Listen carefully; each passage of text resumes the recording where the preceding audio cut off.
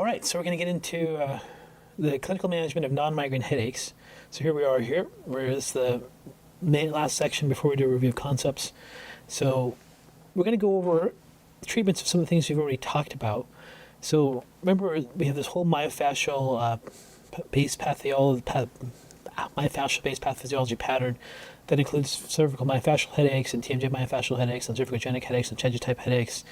And when you look at these myofascial pain type headaches, these myofascial pain patterns, we're going to go over them. And then remember that there's a vicious cycle, and ultimately, as a clinician, you're going to try to find the things in red that are predisposing a person to it, in addition to maybe some positional or repetitive types of activities that are involved with some of these myofascial pain patterns. And remember that there's this allostatic load. You're trying to get patients below this allostatic load so they stop having recurring tension-type headaches or cervical myofascial patterns and so forth.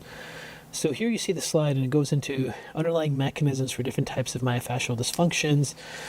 And you can see acute predisposing factors, plus acute significant challenges causing acute myofascial dysfunction and headache, and then significant underlying physiological imbalances, normal middle muscle challenge causing recurring myofascial dysfunction. And then you see finally in the bottom tension-type headaches. So we basically have acute myofascial dysfunction, recurring myofascial dysfunction, and tension-type headaches. So that's what I want to really focus on. So let's talk about the acute myofascial pattern, the headache. And the most common predisposing factors are going to be like dehydration, lack of sleep, electrolyte imbalance, plus some significant muscle challenge where they did some kind of repetitive muscle activity. If it was like a cervical myofascial headache pattern, maybe, again, they were, like I said, cleaning their cabinets, or stuff like settled habits, got caught one weekend, maybe they're an athlete and they overdid it one day, whatever, or they have a workstation where they move the neck one way, to the side always for like repetitive types of patterns. But it's really a combination of, these predisposing factors with some significant acute challenge that then causes these types of headaches, lack of sleep, dehydration, plus the repetitive muscle contracture really is what gets them to that threshold where they start to have some type of dysfunction. Once they get these types of headache patterns, you got to be aware of these different referral-based patterns and what they look like. And ultimately, the treatment for these acute myofascial trigger point therapies is just manual myofascial release, manual pressure, active release technique. Active release techniques mean like they hold the trigger point and then they stretch their muscle. So if like you're doing the SCM, you put pressure here and then you stretch it. If you do the traps, you have pressure on it and then you stretch it. Dry needling is used also to release these myofascial patterns. And basically it's just pressure, right? So here you can see, someone using a tool, someone pinching their own SCM. Most of the muscles, most patients can reach themselves. There's different tools they can also use. They have like these S things people can use to get into muscles where they hold onto one side and have like a little hook that gets into a muscle. But it really requires some type of manual release. Here you can see some of the things associated with like TMJ muscles. If the pterygoids are involved, you have to have someone to get in there with a finger and release the muscle side of the jaw. This lady's releasing her temporalis muscle on her own with a ball. And then like with the TMJ myofascial pattern, sometimes people need to use some type of splint to stop those muscles from grinding and the teeth from clenching and grinding at night. But that's really the key thing. And then muscle stretching can be very helpful in addition to the manual pressure at the same time or afterwards. Now, adjunctive therapies that can be used that are very helpful, like water, electrolytes, caffeine is very helpful for these, anti-inflammatory compounds, and then thermotherapy like hot pack, cold pack, and so forth. Let me show you a video illustration of what it looks like when you have myofascial release. What we see is a tendon sliding underneath the fascial sleeve. It looks like saran wrap. It shares a blood supply, and without restriction, it slides easily. Then what we're seeing is the fascia pulled up from the tendon, magnified 25 times. Now we can see the little individual fibers binding together to form restriction of big tree trunks rather than each individual fiber. And it will only come apart with sustained traction, as you see in this example. That's one little string comes apart from the rest. The whole system is very fluid filled and quite well hydrated in its healthy state. but you can see how it binds together and creates restriction. In the center of the screen, you'll see fascial release, and then off to the left, another piece comes up, and in the background, the whole fascial plane starts to let go. It's like a tectonic plate. Then there's elongation of one of the fibers. This is an example of how the vascular system is buried in the fat and fascia, and when the fascia clamps in the dear God, we're going to die response, the purpose is to inhibit and squeeze these blood vessels so that if you get cut, you don't bleed too much. It squeezes your nerves so that if you get hurt, you don't feel it right away. Okay. So, remember these adhesions take place when people are sedentary. People have chronic dehydration. People that are sedentary, they get these all the time. So the key thing is to be able to release them acutely, but then go, why are they constantly having them? We'll get into that as we get into recurring chronic ones. But the acute, the way to get rid of the headache is just to get that myofascial pattern released. So, electrolytes, water, stretching, deep pressure. Now, as far as diagnosis goes, I think every clinician should have this book in their office, or one of Janet Travell's book. And what it basically is, it goes into every single muscle of the body, and it shows you the pain referral pattern. So you can see the pain referral pattern, for example, the glute max goes all the way down the leg, or for the head and neck. And a lot of times when people have a headache, there's this, there's a section on cervical muscles and TMJ muscles. You just have them go to the book and see, does your headache look like any one of these? And if they say yes, there'll be like a little X to where that muscle is, where the trigger points are. And then you basically squeeze that, see if it recreates their headache, and that's how your diagnosis is made. It's also the key thing with treatment. Okay. Now, if we move on from the cervical and TMJ myofascial patterns, let's get into cervicogenic headaches. Cervicogenic headaches are pretty serious injuries that people get sometimes. Most common cause will be something like a sports injury or like car accident, whiplash injury, and basically the ligaments get injured in that area. Now, for these cervicogenic headache type patterns, chronic cervical myofascial release is going to be something that has to happen all the time. They constantly need deep tissue work to get rid of that. Because their muscles get in these myofascial type patterns, a lot of times their spine mobility is compromised. Manipulation can really help free that up, make them feel a lot better, get some motion back. But one of the most effective things here is prolotherapy or stem cell injections right into the facets or cervical ligaments, and then neck stretching exercises. So, the problem with these ligaments in the neck, once they get injured, is there's really not very good blood supply to them. So once they get a tear, once they get an injury, once they become unstable, and they start causing muscle contraction, stability all there, they just don't recover. So, things like plasma-rich prolotherapy, where they draw the patient's blood, spin it, and they get all the platelets, and then inject those platelets right into the area that's injured under like fluoroscopy, like you can see in this image up here, can be very, very effective in a way to recovery. So remember, the platelets really contain all the growth factors that allow the body to heal. So when you're seeing someone with a chronic cervicogenic headache, they constantly get these migraines and headaches, and they have this history of maybe some ligament injury there, and fit that pattern. You really want to have them look into, if they want to consider looking into plasma-rich prolotherapy, you definitely want to go to someone who's got a lot of experience and does the treatment under fluoroscopy, so they can actually make sure they're actually in the injured sites and get some therapy there. The other key thing with cervicogenic headaches is people have to do neck rehabilitation. One of the best things is this thing called the iron neck. I think it's like $200 or $300 to purchase. They just basically put on a rubber band that attaches somewhere, and it creates tension, and as they move their head back and forth and up and down and forward and back, they can start to rehabilitate those neck muscles and also get blood supply there and start to strengthen those ligaments. That is an essential part of their recovery. So those are both critical things for these cervicogenic headaches. So that really covers, the things to do in the acute stages of these headaches, for these myofascial patterns and cervicogenic headaches. And then we get into people that have reoccurring myofascial dysfunctions. They keep getting tension type headaches. They keep getting cervical myofascial syndrome patterns or TMJ patterns. They keep getting it. So you want to really look at what's going on. Do they have a sedentary lifestyle? Because that'll be a major cause. Do they have systemic inflammation? They have chronic blood sugar issues. They have poor sleep. They have mineral imbalances. Most importantly, things like vitamin D, potassium, magnesium, calcium, any kind of micronutrient imbalances. We'll go over the list of those as well, and then any kind of hormone imbalances that may be involved. Those are all predisposing factors that cause people to have recurring myofascial based patterns. So again, it's allostatic load. Now when people have these chronic imbalances like chronic dehydration, muscle imbalance, micronutrient imbalance, inflammatory diet, they can keep getting recurring cervical myofascial syndromes or recurring TMJ syndrome patterns. And it just takes a little bit of minor muscle challenge to cause these patterns. That's why they're so unique. You know, like for most people, if they're going to get a cervical myofascial syndrome and get a headache, they might have to do something strenuous with their neck repetitively over and over again. That's quite significant to start to develop one. But people that have these underlying metabolic factors like chronic dehydration or just sedentary lifestyle or like a severe vitamin D, magnesium deficiency, it doesn't take much for them. They could just do what normal daily activities are a little bit of challenge to them and then develop these patterns. So you want to be able to get in there and look for those things. Then you have your chronic significant underlying patterns that are tension type headaches.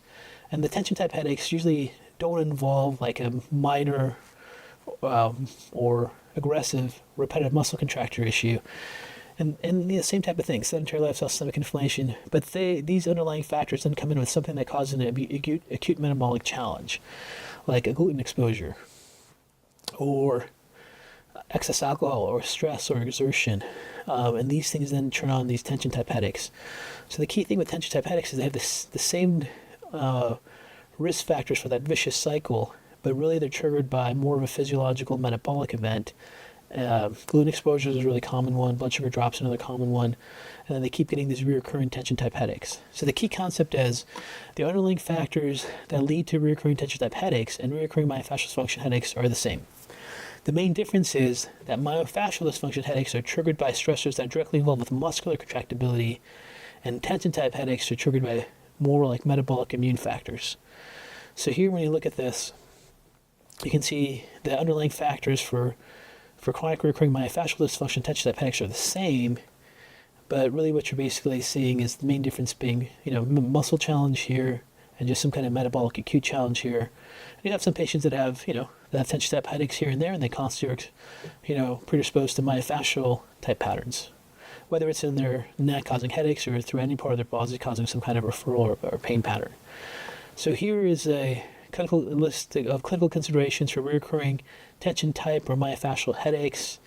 So, as we go through this list, number one, rule out hormone deficiencies. Hypothyroidism directly can impact these. Androgen deficiency in males, menstrual cycle irregularities, perimenopause hormonal shifts. These all can contribute to recurring myofascial patterns and tension type headaches. Rule out and manage micronutrient deficiencies. There's some studies that have linked these things together. Like this was a study of 122 patients with myofascial pain syndrome. Results of 120 participants found that 47.5% had vitamin D insufficiency, meaning 20 to 29 nanograms per milliliter range, and 34.2% had vitamin D deficiency, like below 20. So we definitely want to look at vitamin D. Vitamin D is so critical for for recurring myofascial pain patterns. You should always check the vitamin D levels and see if they're okay. This was another study done with 120 patients. In this study that was done, when they looked at the ranges, what they found was 100% of the people in the study that had chronic myofascial pattern, if you really look at the data, the ranges were below 50. So in a functional medicine model, we like to see vitamin D levels above 50, and 50 being the low line and closer to 100 being like ideal. And every single one of these patients that had myofascial pain patterns had levels below 50. The 47.5% had it below, let's say, 29, and 34% had below 20. But vitamin D deficiency is is a major factor for recurring myofascial pain syndrome patterns. This was another study that was done looking at oxidative stress panels. And the summary is basically they found that the people that have these chronic recurring myofascial patterns tend to have more free radicals oxidative stress, meaning they may have a greater need for antioxidants, and they have some underlying inflammation. This was a study that was done with chronic myofascial pain syndrome levels, and they're looking at different nutrients. And what they found was there was some statistically significant levels of deficiency with magnesium, B12, zinc, folic acid. When they looked at people that had recurring myofascial pain syndrome patterns, so those become really essential nutrients. This was another study that looked at zinc and selenium levels and their intake from food, and they found those similar things. But this is the list.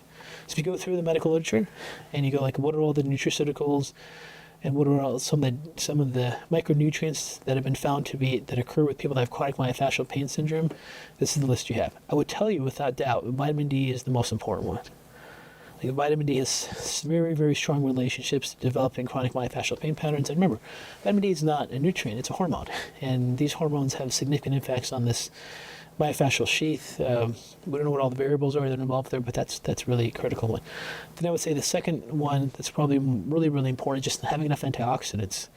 And sometimes when people have recurring myofascial patterns, just giving them like a handful of turmeric resveratrol, every day with some vitamin D levels, sometimes like in the early acute stages, I like to use about 10,000 IUs of vitamin D each day until we get their levels up between 50 to 100.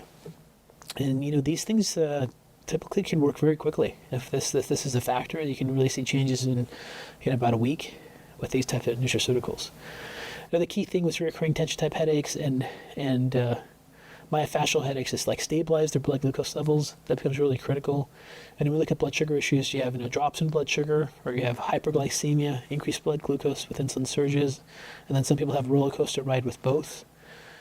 This is just the chart that kind of help you distinguish where they may fall into. And one of the best ways to determine if someone has a blood sugar imbalance is just to see what their energy levels are after they eat.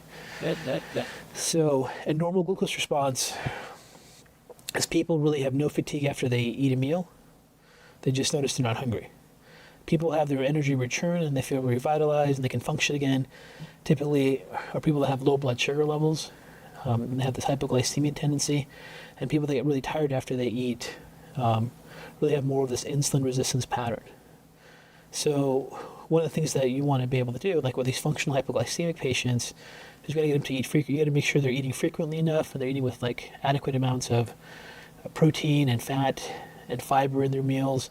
The hypoglycemics tend to miss meals all the time, or when they eat a meal, it's just like a high sugary meal with very little protein, fat, or fiber in there, and they just have this roller coaster ride, and they basically crash all the time. If someone has like recurring hypoglycemia patterns throughout the day, it's going to be really, really hard to resolve a chronic tension type headache or something like that. Insulin surges also have a key factor in triggering tension type headaches. So if someone's always getting tired after they're eating, always crashing after they're eating, more than likely their HbA1c levels are high. They have, all the signs of insulin resistance, metabolic syndrome, and you really want to get that under control to resolve their tension type headache. Optimizing hydration and balancing electrolytes becomes really critical. Like you got to make sure you have recurring tension type headaches and myofascial patterns are drinking enough water, and they're also getting enough electrolytes. Of these, magnesium, potassium, sodium are probably the most important ones. Calcium and chloride can also be helpful, but when you see chronic dehydration, chronic myofascial patterns, you'll see potassium, magnesium being key ones, sodium as well. So here you see like an illustration of electrolyte imbalance. They get muscle contractile metabolism dysfunction. This promotes tension type headaches. This promotes myofascial syndrome headaches. And then the associated symptoms they have when they have electrolyte imbalances like muscle cramping in their limbs, myofascial patterns in the limb and trunk muscles, cognitive fatigue, drowsiness, brain fog. So electrolytes have become really important for them. So they can take any kind of electrolyte power supplement you like, have them drink some water. Combination of those two things done on a regular basis can be very important for your patients that have these recurring tension type headaches or myofascial patterns. This is a list of common causes for electrolyte imbalances. Not enough water is really the main one. If they do a lot of exercise and out in the heat, that could be a major cause for electrolyte imbalances. But medications, especially diuretics, are a really common cause. People that are on insulin, people that take laxatives all the time, people that are antacids or protein hub inhibitors, these are common causes of electrolyte imbalances. So they may need to take electrolytes throughout the day to function and not be dehydrated and throw off their muscle metabolism. And obviously some serious diseases can be involved as well. Okay. The other key thing with these recurring tension type headaches and myofascial patterns is like optimize sleep. So whatever it is, can't fall asleep, can't stay asleep, you got to figure that out. So as a clinician, like, can they not stay asleep because they're getting nocturnal hypoglycemia? Can they not fall asleep because the cortisol levels are high at nighttime? Do they have sleep apnea, so not getting adequate sleep? Like, you know, you gotta really figure out what's going on with their sleep and get that under control. Recurring exercise and movement. There has to be movement if people have chronic tension type headaches and myofascial patterns. And there has to be movement throughout their entire body. It's not just like if they have tension type headaches, they just move their neck and arm. Like they have to, all the fascia are connected. So they just have to stretch, they just have to move. And motion and movement stretches those myofascial sheath, just like that video you got to see. That breaks up these microadhesions, that has releases fascial constriction of blood vessels, gets things moving. But movement in general is very, very critical. Even if someone gets like chronic cervical myofascial headaches or TMJ headaches, walking or stretching out and doing things is going to help just the fascia and those muscles too, because you know this interconnectedness and what exercise and movement also does to just muscle metabolism and physiology overall. And then reducing sources of inflammation is going to be another key thing when you're looking at tension type headaches, the recurring myofascial patterns. You know, whether it's just like their diet's just too inflammatory, they have to go on an anti-inflammatory diet, whether you want to look at nutraceuticals that you can use to help dampen inflammation for them, or you try to look for underlying factors of endogenous inflammation. This is a chart from my chronic inflammation course. We go into looking at all these different mechanisms, but I also included this chart for you here that goes into like what are the clinical indications for source of inflammation, and when someone has chronic tension type headaches, chronic myofascial patterns, you really want to look at this list and see if any of these things apply, and then try to find their source of inflammation and go from there. Okay. The last part of this is just look for their chemical resiliency. Just make sure like they have enough, they're not getting a lot of free radical exposures, like a lot of toxic chemical exposures.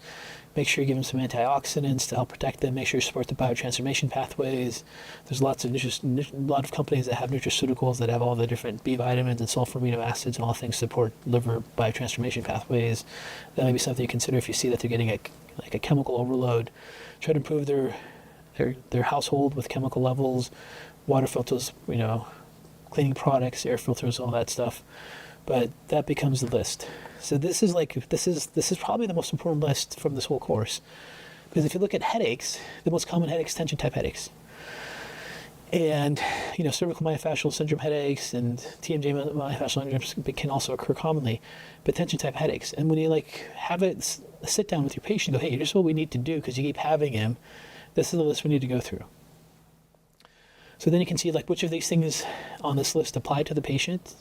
And then again, we give you all the diagrams in the course so you can print out as an individual sheet so you can use it for patient education. But if you went to someone who had chronic tension type headaches and you gave them this list and go, okay, this is what we have to do, then they can get the strategy. And then as you do follow-ups with them, now you have a plan. And if they can follow this plan, it's going to have a dramatic impact on their chronic tension type headache recurrence. Okay. Now let's get into one of the most overlooked types of headaches and how to look at supporting them. Those are people that have post-traumatic brain injuries. And with post-traumatic brain injuries, we talk about clinical steps to help them. I put it into a 5-step model, so we'll go over one step at a time. So the first thing with people that have post-traumatic brain injury headaches is really identify neurological tolerance and brain endurance for a specific stimuli that produce brain fatigue and headaches. So if they have this, remember this key factor, excuse me. Remember, the key factor with TBI headaches is that if they get a brain stimulus, especially the area they injured, they can actually crash. So here's some activity, then you have function, and then boom, they crash. So this could be if they damage their frontal lobe, they're engaging in the executive function tasks, planning, organizing, really thinking, critically thinking, and if they do that for an hour, they're okay, but once they get past an hour, boom, they crash. So then what you got to do is you have to limit that type of activity, right? Or let's say they've damaged their vestibular cerebellar system, they go for a hike on uneven grounds, they can do that for about 30 minutes, but if they go past that, then they crash the next day. So you got to find out like what their tolerance level is, right? Or they damage their auditory cortex, and they really can't handle being in really loud environments with lots of noise. If they're there too long, it crashes. It's only about like an hour, anything before, so they maybe limit their time to those environments sooner. So once they crash, they'll get like associated brain injury symptoms, whether it's like dizziness, vertigo, can't focus, can't think, tinnitus, whatever area of the brain is involved. And that's really the neuron activation stimuli promoting this dysautonomia. So I made the chart for you. These are all the different stimuli that affect different parts of the brain, and these are the typical symptoms you'll see with each one of these. So this can be very helpful for you. If you're not familiar with these pathways, you may want to spend some time looking at this chart. These can also be the accompanying symptoms they have when they have the headaches, depending on the region that was involved. And another tool that I want to give to you in this course is trying to help you identify what areas of the brain are injured. Because for a lot of people, they don't really, like neurology is not their thing. They don't spend a lot of time trying to understand every region of the brain and injury to what specific region causes what kinds of symptoms. So there's a form that I developed over the years, and I've taught this form literally to several thousand practitioners with really great feedback of its accuracy and its impactfulness in their patient populations. But what I did is I went through the literature for a period of time, a very long time, and I looked at all the different symptoms associated with different areas of the brain when they become injured or dysfunctional. And it's basically a sheet. This form is in your course materials, and you have the patient just fill this out. And like this section here is all related to the frontal lobe, the prefrontal orbital frontal areas. This is related to the somatosensory cortex, and you're just looking to see if they have a cluster of symptoms. They should have 0 to 1s in almost all of these. If you start to see 4s and 5s in any region, that can make you suspicious that they may have injury to a brain. So we go through, and this form goes throughout the entire brain and kind of looks at these different patterns there. And the key thing you also see is this section of autonomic dysfunction. People that have dysautonomia, like TBI injuries that have dysautonomia that causes headaches, you'll see a lot of dysautonomia dysfunction symptoms here that can also give you a clue to what's going on. So let's say you have a person fill out this form, they have recurring headaches, then you find out, oh my God, they have a lot of cerebellar symptoms, and then you see they have dysautonomia, and then you'll start to realize, okay, they may get their headaches aggravated every time they're around things that activate the cerebellum, which is like motion, movement, balance, stability. And then you can start to look at maybe they should avoid that stimulus to the point they can, before they fatigue and go further from that. So here's another, here's the chart where you're looking at the stimuli. So once you look at the brain region localization form, get an idea, like for example, if they had cerebellum injury, like we talked about, background movement, unsteady ground, that can cause potentially headache for them. Dig deeper with that and see if you can find some of those relationships. So here's a key concept. Once you identify the region of the brain that is injured and the stimuli that fatigues the brain and promotes TBI headache, the patient must reduce exposure to the specific brain stimulation. So you really don't want recurring headaches with them, because once they have recurring headaches, you get that whole chronicity development, you shut down autonomics. It just, they have to figure out what they can tolerate. As the TPI patient starts to recover, they will develop more tolerance and endurance for the original stimuli that fatigue their brain and promote a TPI headache. Use the patient's endurance and tolerance for stimuli as your initial clinical marker to determine outcomes. As the brain recovers, the tolerance to stimulus should improve. So ultimately, remember, people that are injured, their neurons, there's less of inflammation there. They have mitochondrial dysfunction. We went over that in the last lecture of the mechanisms. So their neurons are close to threshold, and they don't have much ATP. So if they don't have much ATP, they don't have much endurance.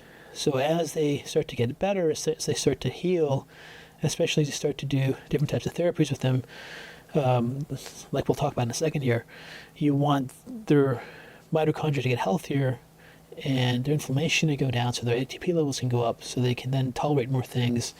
And then instead of, let's say, an hour of cognitive tasks before they fatigue, they can go 3 hours. Things like that. Okay, key concept. When a patient's brain fatigues before or after the onset of headache, you must remove the stimuli to the brain and let the patient's brain recover. The ideal scenario is to catch brain fatigue mechanisms early before the onset of headache or any other associated symptoms. And this is something you want to teach the patient.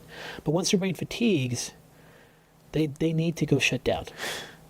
They need to put in earplugs, put on sound cancellation headphones or sound cancellation earbuds, get into reduce their light stimulation, dark glasses, tinted glasses, go in a dark room, and remove gravity, lie down. These are all things that can be very helpful for them to recover. So here's an illustration of that. Something fatigues their brain. This is now going to lead to a headache. You want to put them in a sensory deprivation treatment, removing all the stimuli. And basically what happened is they have the neuron activated demands are greater than their mitochondrial potentials there. And ultimately you want to get them into here so they can start to recover. And hopefully they can recover before they have a headache that occurs, or if a headache occurs, get them out of the environment that's fatiguing their brain.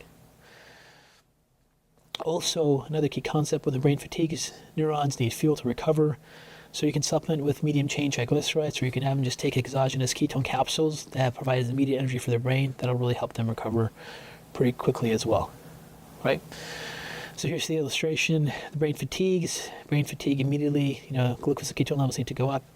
I mean, they can, obviously eat something too that helps their blood sugar levels, but MCT and ketones work really quickly. So it's good to have those as a supplement. So that's all step one. Now let's get into step two. Identify clinical triggers of potent neuroinflammation. So find out what's causing this neuroinflammatory cascade. This is going to be all the things that you always do as a functional medicine practitioner: food sensitivities, hidden infections, chemical triggers, inflammatory diet, lack of sleep, all that stuff. Remember, as a key concept, trivial inflammatory reactions that lead to impaired brain function or headaches suggest microglial priming. So a lot of these people that have these TBI headaches have these primed glial cells in the regions of the brain where they had the injury. And when the brain is inflamed, it takes less stimuli to trigger fatigue and neuronal pools and thereby promote TBI headaches. So we know stimuli is a factor for causing the brain to fatigue and develop a headache. But so are neuroinflammatory triggers. And you can have a combination of both to really take a person over the edge. So another essential principle is if a significant neurological impairment develops after trivial stimuli, consider unhealthy neurons and rest memory potential close to threshold. If a significant neurological impairment develops after a trivial inflammatory trigger, consider prime glial cells. Because remember, stimuli or inflammation are going to be two things that promote TBI-induced headaches with those that are susceptible. So here we can see if things like crowded environments, driving, movement, loud noises, flashing light, MSG reaction, which activates neurons close to threshold, unstable ground, if those things are causing neurons to fire, then these are like neurons close to threshold, loss of neurological integrity, and whatever symptoms they get, including headache, right? So they can't handle the neurological stimuli. But there's also the inflammatory triggers that activate these prime glial cells that are already in a heightened state of inflammation. So like cigarette smoke, oxidative stress, dietary protein reactions, then let's say cause a headache with associated neurological symptoms, then you think of prime glial cells. Most people that have traumatic brain injury have both. So you're really dealing with, both factors that then lead to these reactions. So step 3 with TBI headaches. Reduce neuroinflammation with diet, nutraceuticals, and fasting. I would strongly recommend, if you haven't taken the neuroinflammation course, it really takes a deep dive into all the research and mechanisms for neuroinflammation. But there's basically nutraceuticals you can use. These are probably the most effective ones for brain inflammation because they can cross the blood-brain barrier. And then again, getting into ketosis and doing intermittent fasting could be really good ways to deal with, severe neuroinflammation. Step 4, optimize neuron mitochondrial function. So I would also encourage you to take the Crosby Institute course on fatigue, pain syndromes.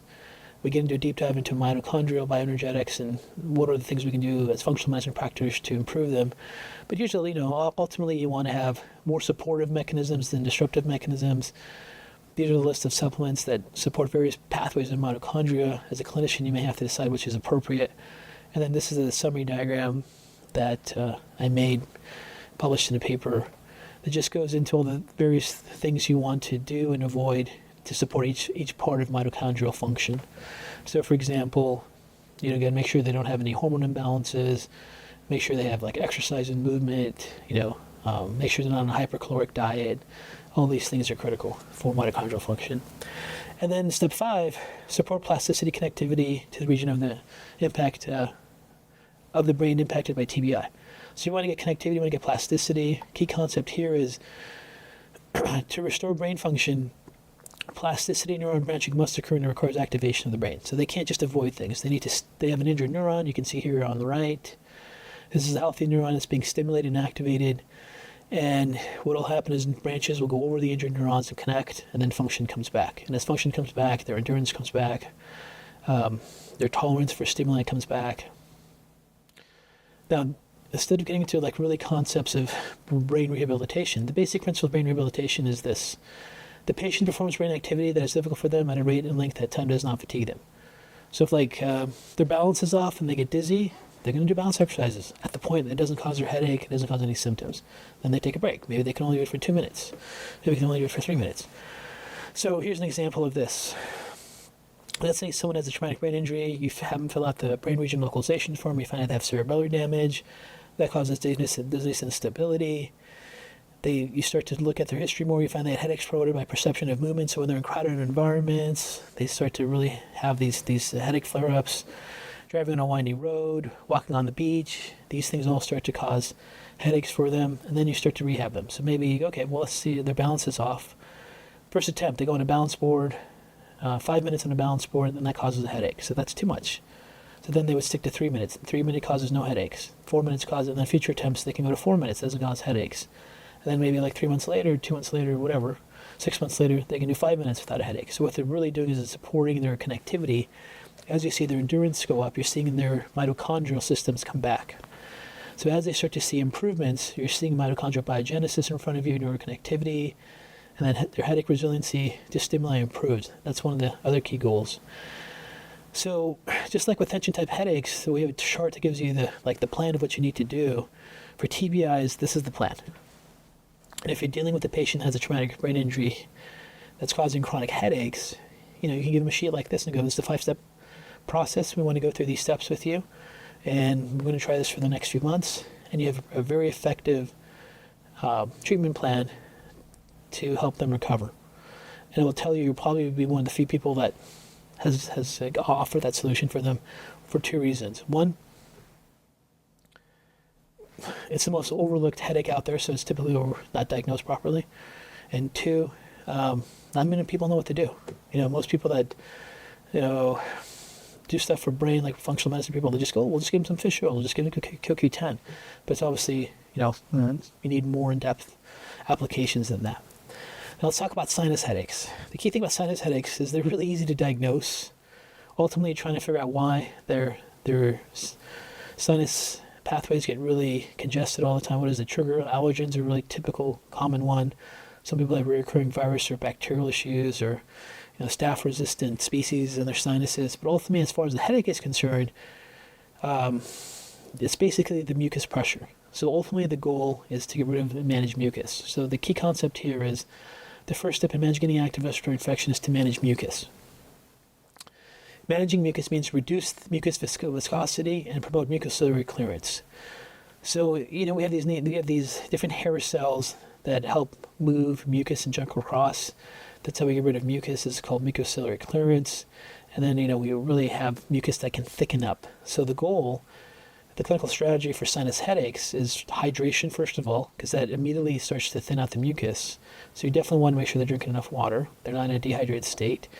You can use mucolytic compounds, and then low mucus diet, nasal irrigation, humidifier steam, sinus massage, and improve their air quality. So here you can see hydration and mucolytic compounds. So basically, what happens with mucus during an infection, during sinus congestion, is these little proteins in there start to all stick together, these mucin proteins, and they have this high viscosity pattern. And this then causes the sinus pressure that causes the headache. This then also can create a biofilm that causes them to have recurring infections, recurring sinusitis, recurring headaches, and ultimately, this pathway to here is promoted by not having enough water, too much inflammation, lack of antioxidants, and lack of mucociliary clearance. So these are the things you want to address. Now, we go over all this in greater detail in the respiratory course I put together, but I want to give you some of the key highlights. Now, mucolytic compounds are compounds that break these mucin links with each other. So here you can see N-acetylcysteine, which has a lot of studies published behind it. The sulfur in it helps bind to these disulfide crosslinks here, and then it opens them up, and then you can see the mucus getting thinner. So when it comes to mucolytic compounds, N-acetylcysteine, eucalyptus, hydrogen water is, you basically get a tablet to add hydrogen to water that they can consume, or they can have like water bottles you turn on that then breaks down their O2s. H2O levels that have higher hydrogen levels than they drink, but those lots of good research behind that. We'd go over that in the course. Hydrogen water, nattokinase, monoleurin, these are all things with plenty of water to help. A low mucus diet is really critical when people get chronic sinus congestions. So you really want to avoid them. You really want to encourage them to eat mucus thinning foods, which have enzymes and mucolytic compounds, versus mucus producing foods, which really cause these mucin proteins to stick together. Nasal irrigation becomes really critical. I like these automated ones. They just basically, you buy a little capsule that sticks in here, they push a button and it just does nasal irrigation. Neti pots can work, saline nasal sprays can work, but they have to get rid of that mucus there. Humidity, humidifier, hot steam showers. The steam that occurs with exposure to steam causes those hair cells to move, which optimizes mucociliary clearance. And then sinus massage can be very useful. There's lots of great YouTube videos if you look it up, sinus massage, that can be very effective really quickly to just open up the sinus spaces. Go check those out. And obviously, with anyone that has chronic recurring sinus headaches, you have to improve their air quality. HEPA filters in each room. Dusting is really critical. Like some people, you ask them, when's the last time you had a really deep clean of your house? They're like, well, I really haven't. I just do my own cleaning. You might have them just, why don't you hire a professional team to come in for a day and really just do a deep clean and get rid of all the dust. That can make a huge impact for some people that have allergen-based chronic sinusitis. Clutter is just sets the stage for chronic dust in the house. And then keeping a humidifier between 40 and 50 degrees can also help reduce dust accumulation. This be really good for a bedroom where they spend a lot of time in, or an office if they work at home, or whatever room they're in allotted. Regular vacuuming, scrubbing floors, those are really critical. Okay. So with sinus type headaches, if you have someone that has recurring sinus type headaches, if you need a treatment plan, just go here. This is what we need to do. These are the strategies you need to consider. And ultimately, the deeper dive is to figure out why they have recurring sinus issues, which is beyond the context of this course, but it's something we cover in the sinus and the respiratory course. Okay, let's get into hypothyroid headaches. Hypothyroid headaches is pretty straightforward. Someone has hypothyroidism. That hypothyroidism can increase the risk of migraines or tension type headaches, or they can have this dull, just headache, bilateral headache that just is mild, but it's there all the time. It comes and goes, but it's there many days of the month. And those are called hypothyroid-associated headaches. Key thing is they just need to be on thyroid replacement. But if you find someone who's got headaches, and you find out that their headaches are related to hypothyroid that wasn't diagnosed, you got to remember that most of these people really have Hashimoto's, which is an autoimmune disorder. This could be the way you find a person's autoimmune disorder. And when people have one autoimmune tissue reactivity, they usually have others.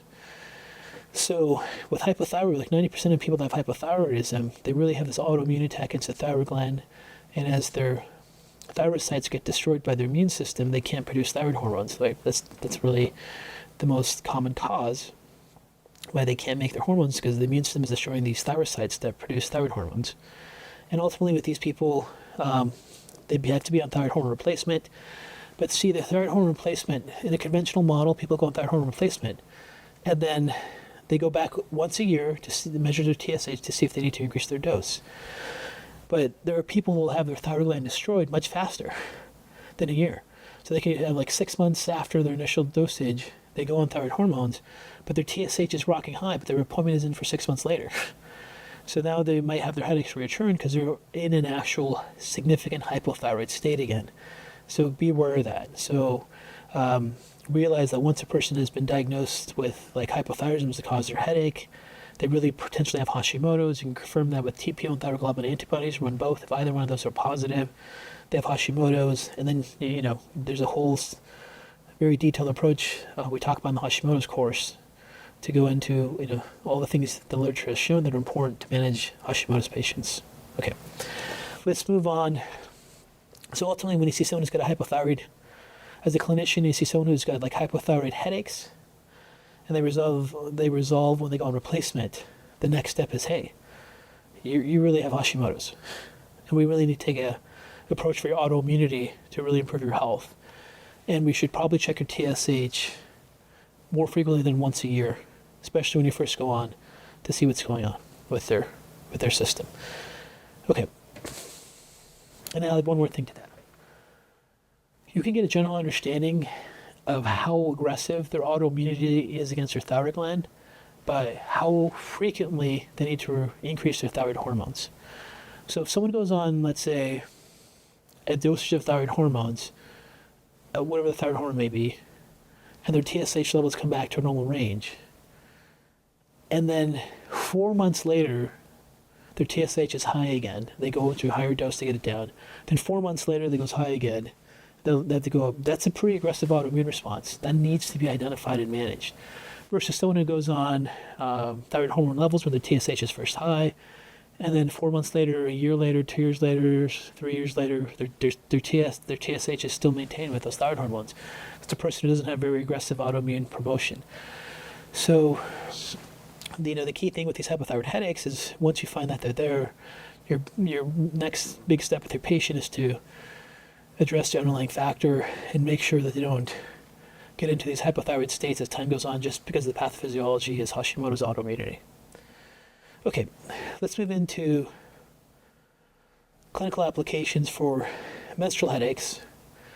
So when you look at menstrual headaches, you're looking at either beginning of the menstrual cycle estrogen drops, or right after ovulation estrogen drops, or perimenopause where there's a sudden drop of estrogens. And these sudden drops of estrogens, and especially spikes and fluctuations of estrogens, they cause inflammatory prostaglandin release, they disrupt neurochemical fluctuations like serotonin, they disrupt opioid systems, they increase the vasoactive peptide, CGRP, which is a major promoter for vascular inflammation and neuroinflammation, and these things can promote migraine or tension-type headaches. Okay. Now, one of the things that can be used when estrogen levels drop suddenly that are quite effective are selective estrogen receptor modulators. So, for example, the flavonoids in soy, diadazine and genistein, what they've been found to do is they can bind to estrogen receptors and they can increase or decrease estrogen signaling. Some people in the past have used the word phytoestrogen, like it's a natural estrogen, but that's not really the right term. The right term for things like genistein and diadazine from soy is that they're selective estrogen receptor modulators. And the reason that definition is so important is because they have a balancing effect. They can either increase or decrease the signal, and no one understands exactly why they do it, but they have this balancing effect on these estrogen receptors. So this was a study that was done on looking at phytoestrogens, which again should be really called selective estrogen receptor modulators. A 3-month study, they used 56 milligrams of genistein and 20 milligrams of diadazine for menstrual migraines, and they found phytoestrogens appear to be an effective treatment in menstrual migraine prophylaxis. So for some people, it just completely resolved it. For other people, it had a huge improvement in calming down the expression of it. This was a study that was done, they go on to say in the study that phytoestrogens appear to be an effective treatment for menstrual migraine prophylaxis, and you can see when they were using them, it just got better each month. So for their menstrual migraines, just like other nutraceuticals for migraines, you really want to give it at least 3 to 4 months to have the best effect, or even any effect. So, this is important to know as you recommend things like genistein and diazine for your menstrual migraine type patients. Okay. Now with perimenopause, which you have a sudden fluctuation, drops of estrogens throughout the month as they lose their pituitary brain feedback loop cycle, they're also exposed to having more migraines and even tension-type headaches in this stage. And normally when people have their estrogen levels drop and spike down, that's what causes hot flashes. It's not really low levels, but it's these spikes. And, one of the things that you can recommend for patients that are having these greater expressions of migraines or headaches in perimenopause is for sure genistein, diadazine, and selective estrogen receptor modulators. You want to improve their adrenal function to support support their ability to start to compensate for these estrogen drops. Remember, the adrenal glands themselves make estrogens. So in perimenopause, where there's losses of ovarian pituitary feedback loop, the adrenals can come out and compensate and help so there isn't these rapid drops if they're healthy. So typically, you really want to look at a cortisol profile throughout the day, look at their blood sugar stability levels, see if they need things like adaptogens or nutraceutical support through adrenal glands, like high amounts of B vitamins, and see if that can be supportive for them. But the goal is basically to, have their adrenal glands kick in so you can have some compensatory balance so there isn't these sudden spikes. And then they may just need to consider hormone replacement therapy if they feel that's an appropriate therapy for them. When it comes to like hormones like estrogen, there's research that shows major benefits for bone density, for brain protection. There are some people that just don't feel like it's right for them. There's people that just feel they have potential risk factors with like having estrogen sensitive cancers in their family. But ultimately, if they go on estrogen replacement therapy, their headaches are gone. That if they're related to these spikes.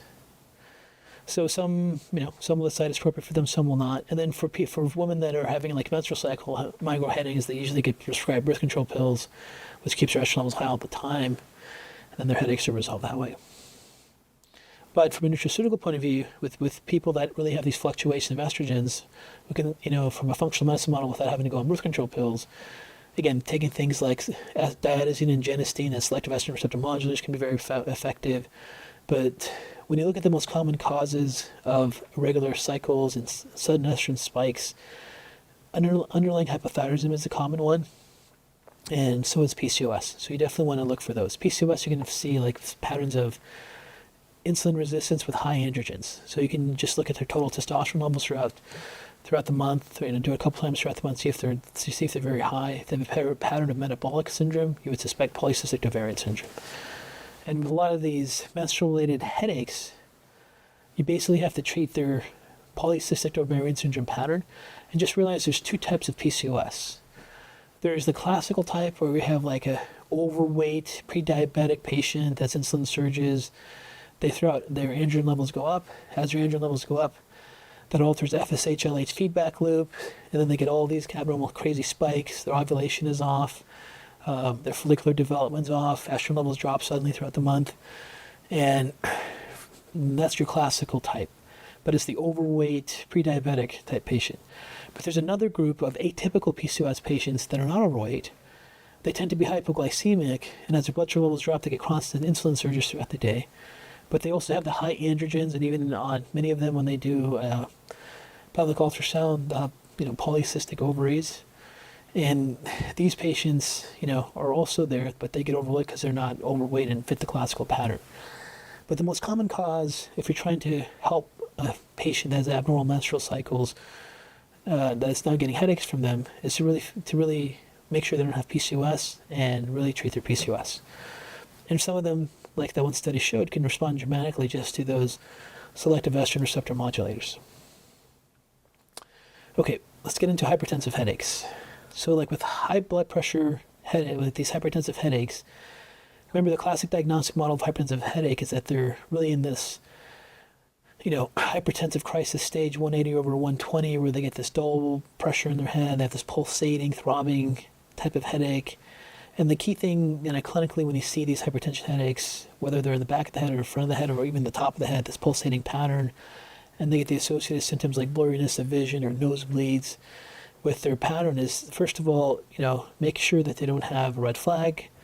If they have severe headaches and they have chest pain and can't breathe, and the blurred vision is pretty bad, or they're vomiting, they definitely should go and get screened and get some scans by the appropriate facility to do that.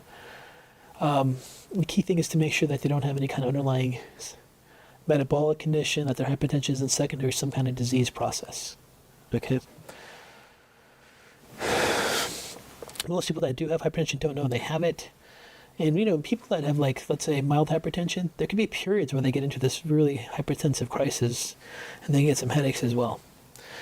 So the main factors that cause hypertension that your goals would be clinically is, get more magnesium in their diet, reduce their sodium.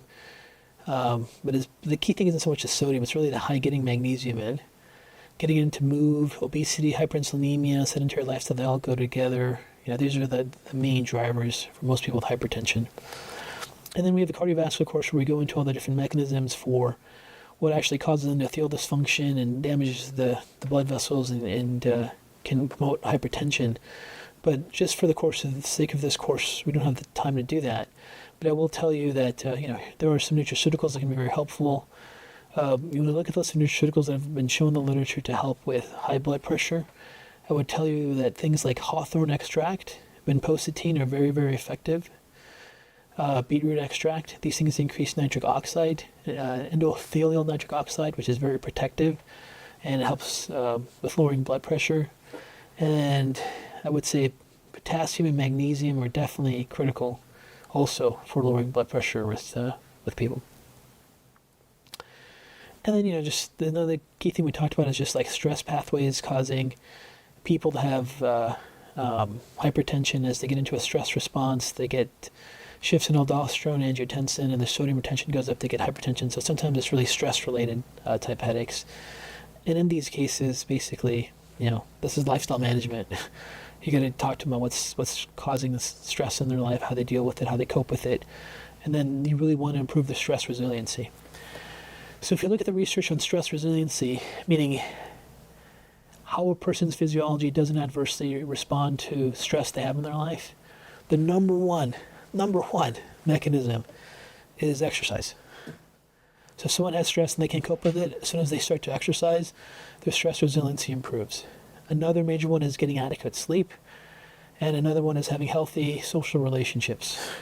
So if someone has like stress all the time and they get headaches, they may not be the classical hypertensive headaches, but still their blood pressure may or may not go up to some of it, but the stress induces their headache because of the vascular effects of aldosterone on sodium retention and angiotensin. You really want to get in there and look at lifestyle. Adaptogens can be very useful for them, but really getting him to sleep, getting him to get some exercise in, get him to develop some social relationships can be really critical. And obviously, if they can reduce their stress in their life, that would be ideal. Okay. Cluster headaches. The worst headaches in the world, clusters of sharp shooting pain. There's not much that happens to these patients, so let's go over a key concept here. There's no effective nutraceutical or over-the-counter drug treatment to relieve acute cluster headaches. Triptans remain the first-line treatment of choice for those suffering from acute cluster headache. The role of a functional medicine approach is to employ evidence-based lifestyle strategies to reduce the frequency of cluster headaches. So once someone gets an acute headache, there's nothing you can do in a functional medicine approach. There's really not much you can do even in a conventional approach. So what you can do is, like, if someone has cluster headaches, is you can go in there and look at some of the known triggers, and especially look at their history and see if they have any of these known triggers, make them really conscious of them, make sure that they become very diligent at avoiding those types of situations that can cause those. Sometimes it's very obvious to the patient. Sometimes, it's obvious to you, but it's not obvious to the patient, so you have to, have that discussion. And then another key thing that's been shown in some studies to help with the frequency of cluster headaches is just having a healthy, reproducible, repeatable circadian rhythm. So maintaining a constant routine where, like, you eat meals at the same time, you exercise at the same time, you go to bed at the same time. So, like, you'd have a person wake up at 6, have a shower by 6:30, eat breakfast by 7, exercise by 11, shower by 12, eat lunch, eat dinner, go to bed, and it's pretty consistent day by day. So this establishment of a reoccurring circadian rhythm, daily tasks, becomes very important for some people with cluster headaches. Now, there's also a lot of overlap between cluster headaches and migraines, and to be quite honest, there isn't a lot of research on cluster headaches for various reasons, because they're not as common as migraines. But there's overlap between migraines and the CGRP release and autonomic dysfunction and neurogenic inflammation. They share those relationships. So you may want to consider the same nutraceuticals for migraine. Even though research hasn't found that, the overlying mechanisms are so similar, it may be something to consider. And, that's the key thing there. Then we get into chronification of headaches, from people that constantly have headaches. And the key concept here is There's no established way to treat centralized plasticity pain pathways once they develop in the brain. There's very poor diagnosis. Attempts to kind of treat this with mixed results in the literature would be things like cognitive therapy, biofeedback, pain reprocessing therapy, transcranial direct current stimulation. You might want to look some of these things up if you're not familiar with them, but those are some of the things that are used with people with chronic pain syndromes. Some benefit, some don't. Key concept: clinical strategies to reduce factors that trigger headache and clinical attention to variables that co-activate nociceptors should be considered to reduce peripheral pain, realization of central pain quantification. Basically what this is saying is people that have chronic pain headaches, they have ongoing stimuli that causes their central pain development and what you can do is look for other things that also activate pain fibers and reduce them. We talk about this in the pain and fatigue course. So these are the different mechanisms that also cause chronic pain. These are the symptoms associated with these other inflammatory mechanisms you should be aware as a clinician. These are some of the things you see with labs and exam findings when they have them. So identifying and removing any of these can be very important for someone who's got chronic pain patterns. And then with medication overuse headaches, remember they get into this vicious, the brain actually changes. The brain pathways change, the brain activity changes, and the main treatment for medication overuse headache is to stop the medication and hope for resolution of symptoms. That's really it. There's not really much you can do from a functional medicine perspective for that. So those are the key points for treatment of these common headaches. I spent a lot of time on tension type headaches because it's really, really common. I spent a lot of time on migraines because it's common in between tension type headaches and migraines. That's 90% of headaches out there. And then I also spent a lot of time on post-traumatic brain injury headaches and talked about the 5 steps because that's the most overlooked. And if you're in a functional medicine practicing, a lot of chronic patients have been overlooked in the healthcare system. You're going to run across many of those patients. So those are some helpful tips and diagrams there. Hopefully it'll help you. Thank you.